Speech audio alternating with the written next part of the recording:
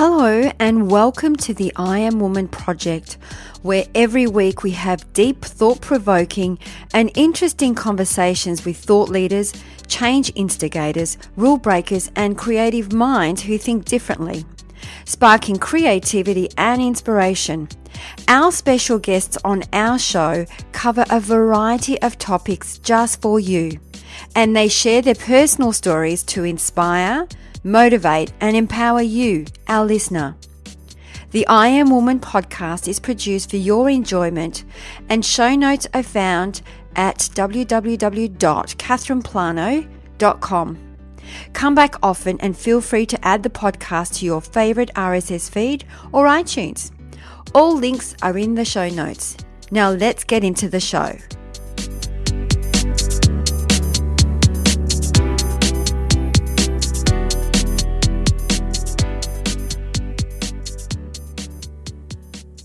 We have a very special guest for you today, Janine Allis, a very inspiring woman, very down to earth, accomplished business leader and entrepreneur, all this with 4 children.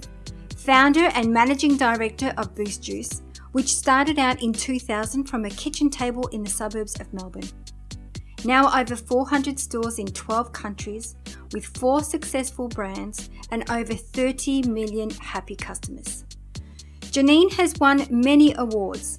Just to name a few: Telstra Businesswoman of the Year in 2004, included in the top 100 most admired women in Australia in 2013, made the Women's Honours Roll in 2007. Janine Allis is now a star on bringing countless skills, expertise and knowledge to the new show Shark Tank.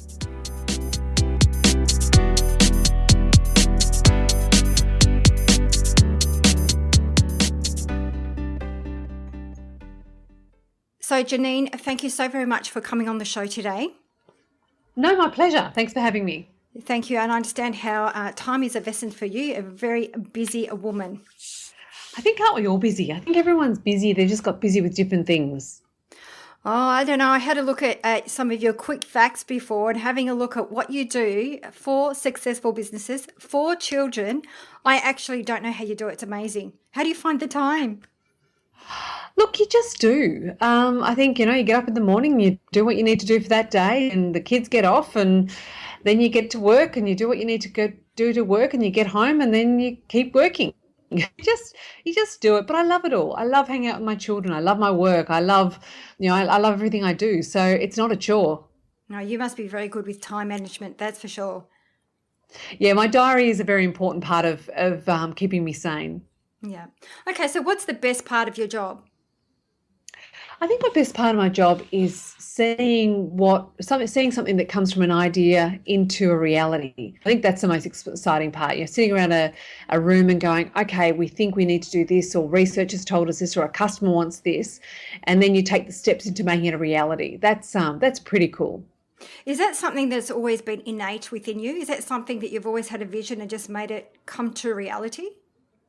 No, I don't think so. I'm very much a much older entrepreneur than most people. My whole vision when I was a young girl was just to travel the world and have an adventure. And at 21, I put a backpack on my back and off I went and came back 7 years later. So, that was sort of my vision and my dream. It was probably when I sort of hit 30, where my next part of my adventure came to life. And what an adventure. So with the benefits of hindsight, what would you have done differently? With the benefits of hindsight, I would say I would do absolutely nothing differently. And the reason, and that doesn't mean that I haven't made horrific mistakes and haven't enjoyed in some parts of the journey and haven't wished that I knew more than I did. But the reality is we are a sum of all the parts that we do in life. And without the hard times, or without the challenges, or without the things you've done wrong and you've learned how to do them right, you couldn't be the business you are, nor could you be the person you are today.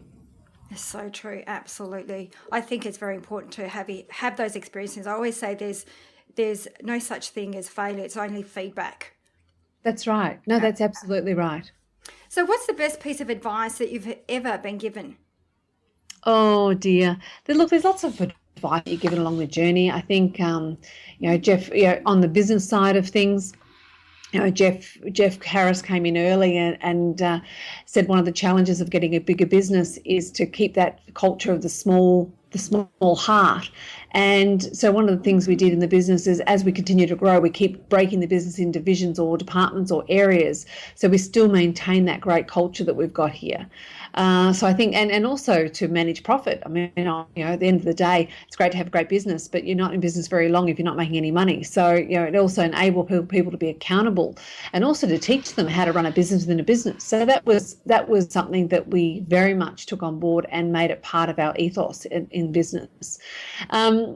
The other thing, look, it's really hard because, there's things on your personal level and there's things on the business level. On a personal level, there's a period in your life where you have to give everything to the business to make it a reality, and things suffer. Your family can suffer, your relationship can suffer, your whole mental health and mental being can suffer through the journey.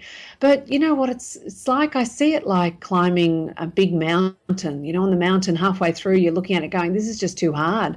It's just too hard to get to the top. I'm sore, my nails are falling off, I don't want to play anymore. And then the next day it's beautiful and sunny, and you see a bird or you see something amazing, you think you're having the best time of your life. Business and life is the same. It's a long journey, and without the real tough times, how on earth can you enjoy the good times? Absolutely. And I think that's, I'll be speaking for most of us women, or mothers, I should say, we do find that struggle between having that fine balance between being the partner, being the mother, and also then having a business. It's hard to balance. And I think they have to, they're all one, really. If you make it as part of your life, it's not so, I find, so stressful, rather than trying to actually separate them, if that makes sense. Well, it's very hard when it's your own business. Very hard to separate. I mean, like even to this day, 17 years on, my children come to our Boost conference. I have a toy box in my office, and I always have. I've when I travel, many times my children have been in negotiating rooms. It is, and look, sometimes it doesn't work. Sometimes you're trying to do a deal and you're trying to make a phone call and do an important conversation, and you've got a baby crying in the background. And you're trying to balance that, and then there's times when things fall through the cracks, and there's times when you take your children to school with the wrong uniform again. And that's I'm well, what the greatest thing about getting older is I'm well past any guilt. I look at my kids and I think that they're amazing, great kids, and and I think that I must have done something right. I've done a lot wrong, but I must have done something right.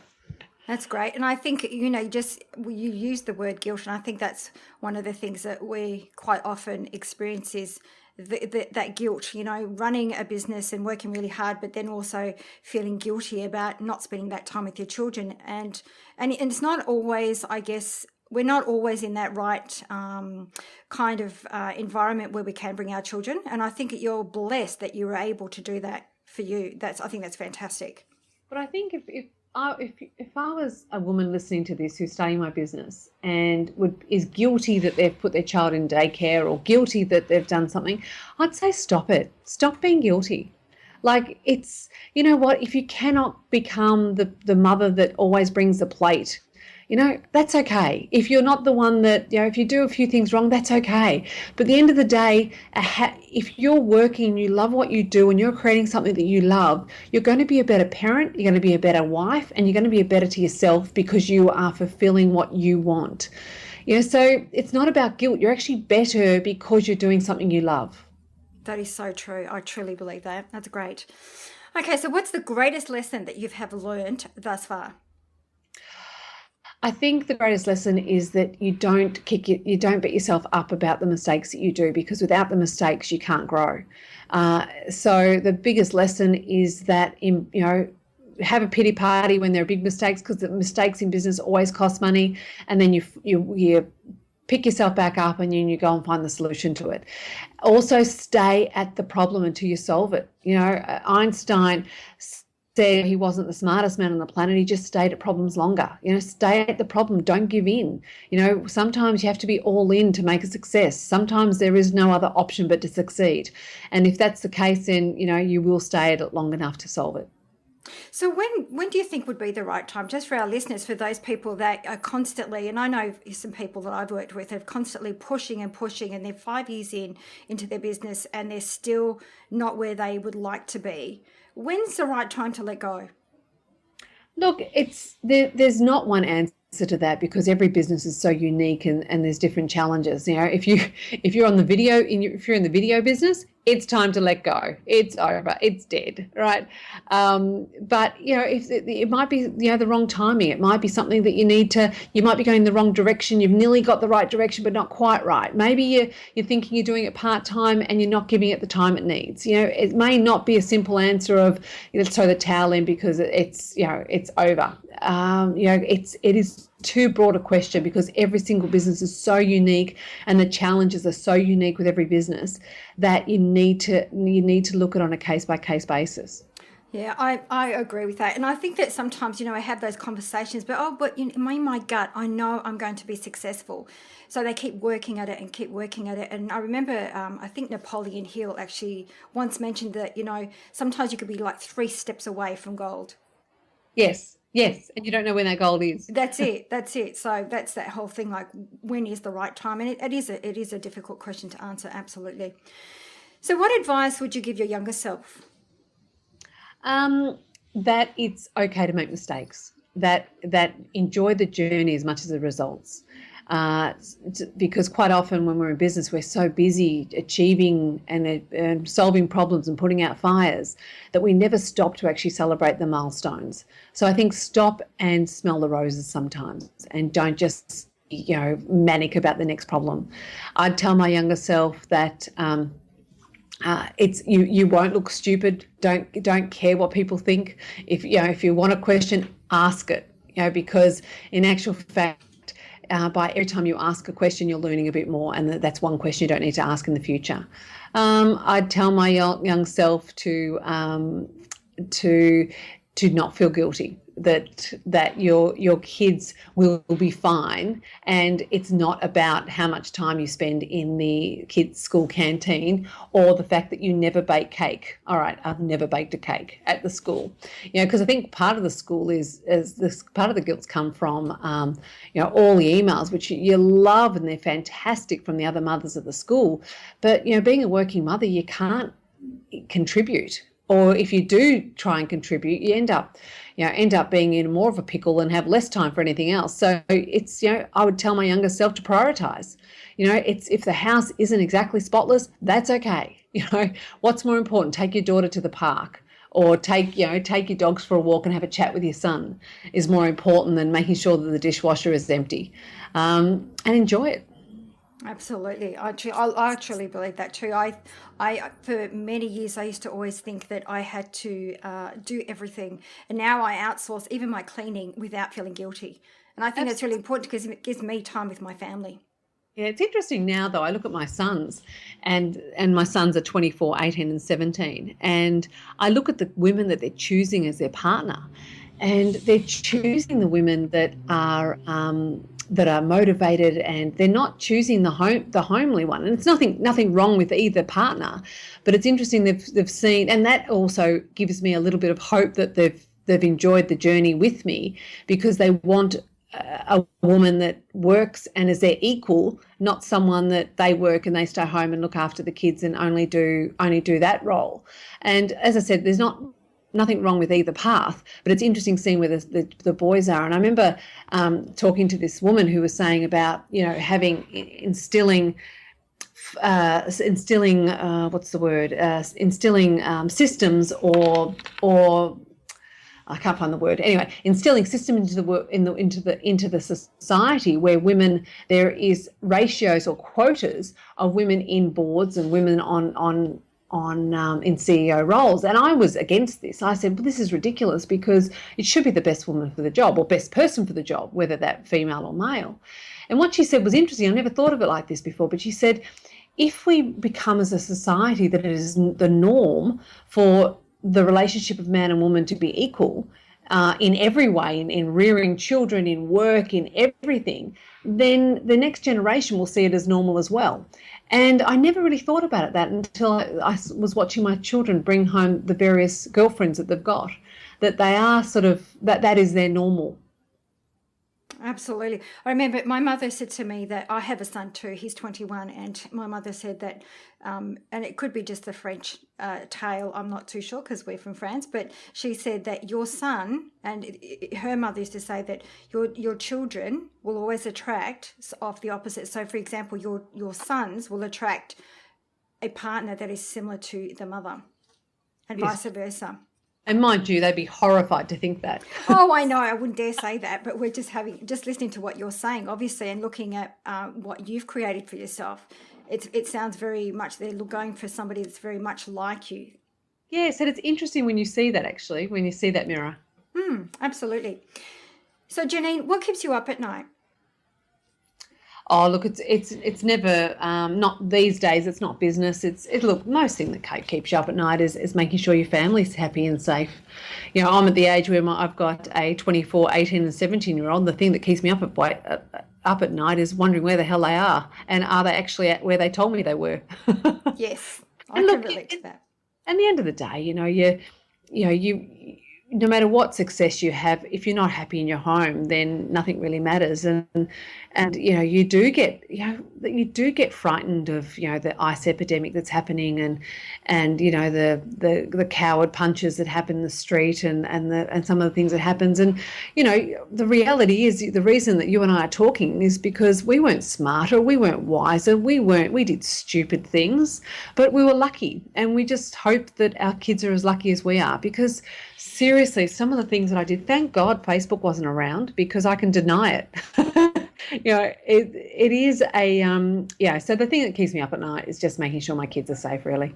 And I have to agree with you. I'm the same. It's one of those things, and I used to sit there or lie there in bed for, waiting for, my son to come home. And I used to say to myself, you know what, if I can't control what's going on, I shouldn't worry about it. And it used to help me just go to sleep, just let go of the worry.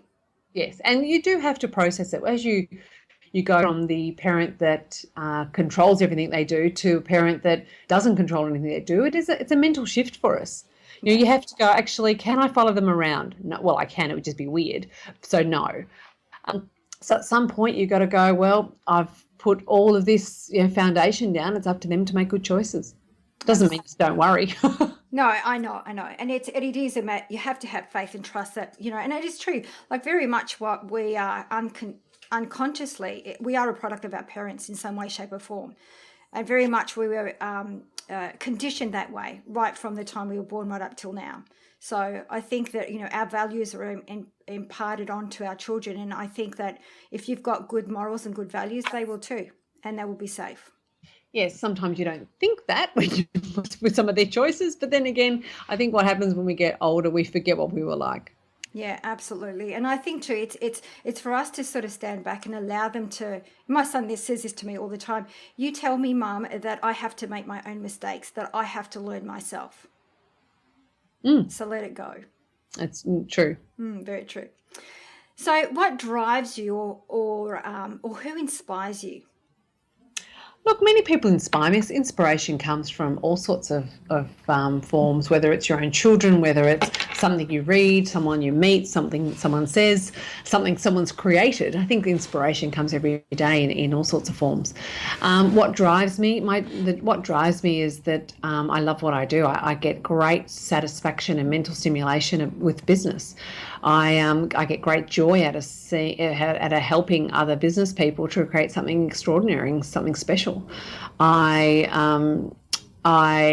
the age that I'm at now, which I'm heading to 50 this year, you're sort of in a different space and a different mindset of where you are. You were the warrior woman who was battling those demons to achieve your goals. Now you sort of got your hill and you've conquered your hill, and you're now sort of sitting there and hopefully guiding some of the younger people so they can conquer their hills. So that's probably what drives me now. I have to say, you look amazing for 50. Absolutely amazing. And even the fact that you've had 4 children, you just look amazing. It's yoga. Yoga? That's amazing. And all healthy juices as well. It is. Look, it is. And I'm not a, I think people sometimes go, oh, you're a vegetarian. And, I think have a fairly normal diet, but, I would not go a day without a juice or a smoothie. And I would not go a day without some sort of yoga activity.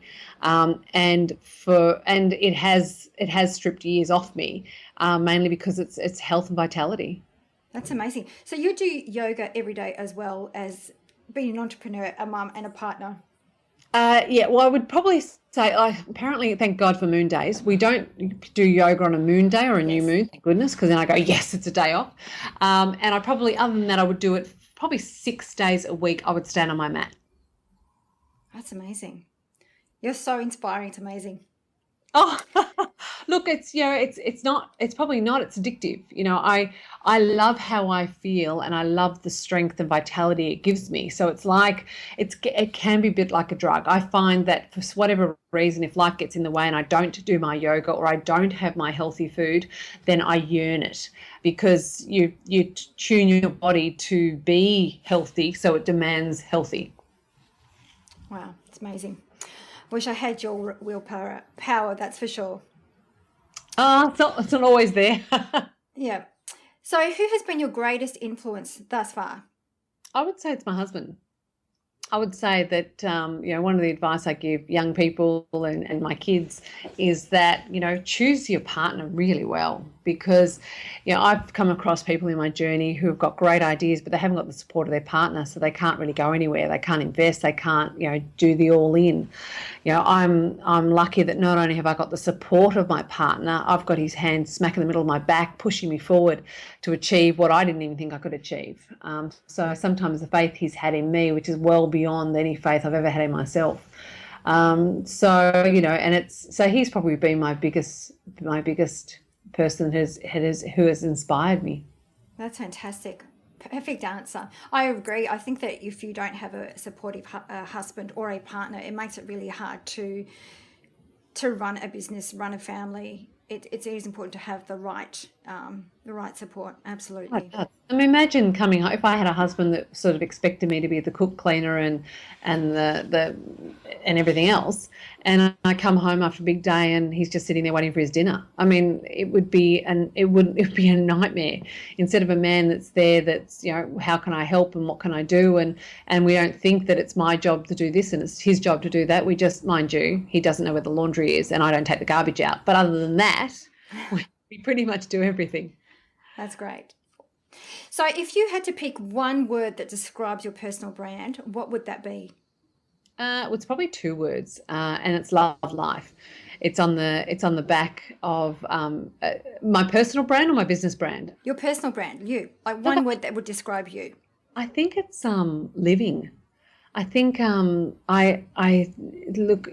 got an end date, and who knows what's beyond that. And I think I just like to live. I love my life. I love that, you love life and life will love you right back. And I live that, and, there's days where you have, your pity party days and your days that you have great days. But, I genuinely love my life.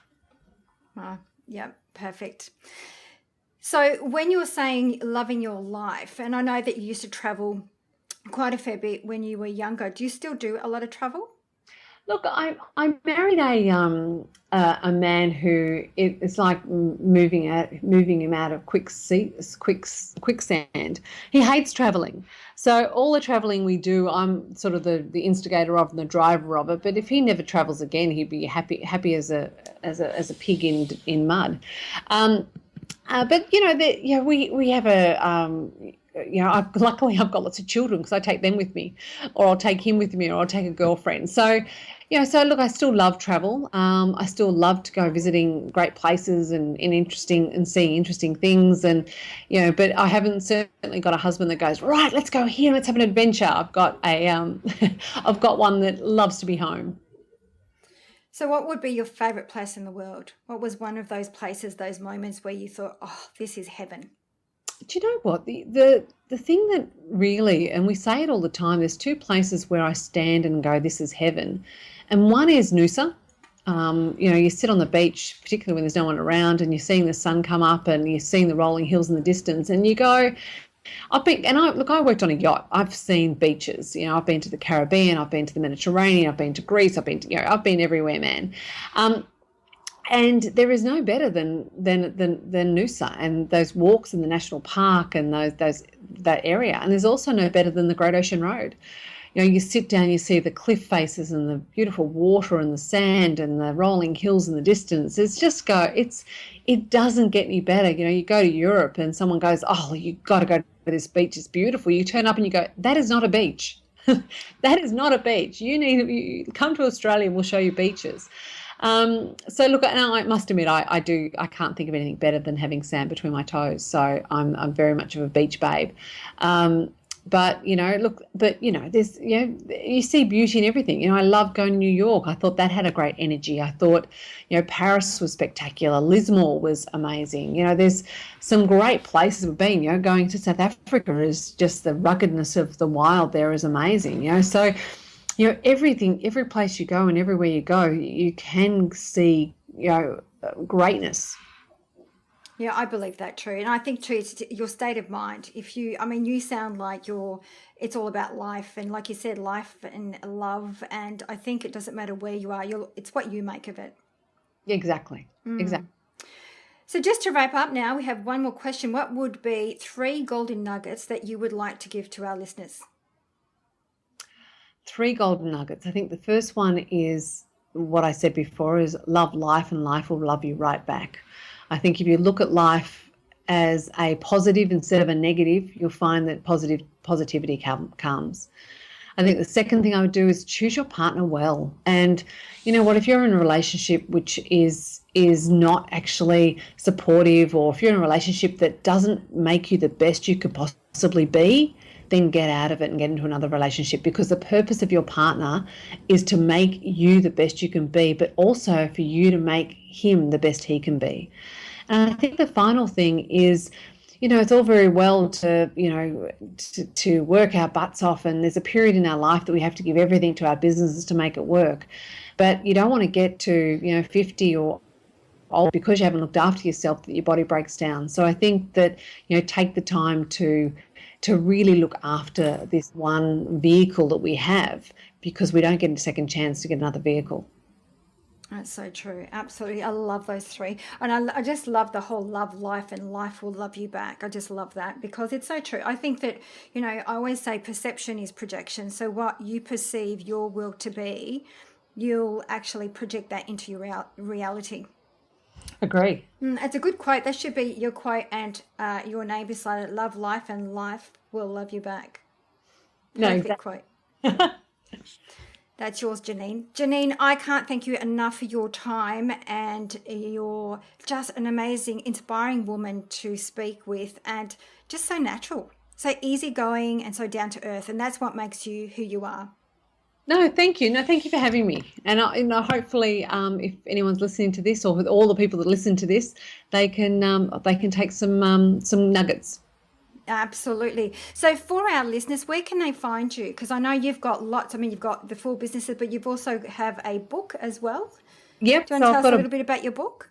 Sure. It's called The Juicy Bits. There's another one coming out. We're just updating it now, called The Accidental Entrepreneur. That's coming out. You can follow me on Twitter, which is Janine Boost.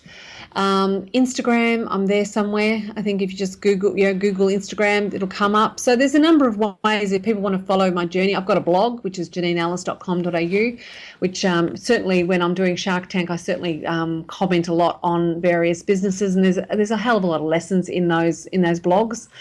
So if you want to sort of have a certain topic you want to understand, certainly the blog is a great resource. So they're sort of the main areas. Thank you so much once again, and enjoy the rest of your day. Thank you so much. You too. Thank you. Thank you. Bye.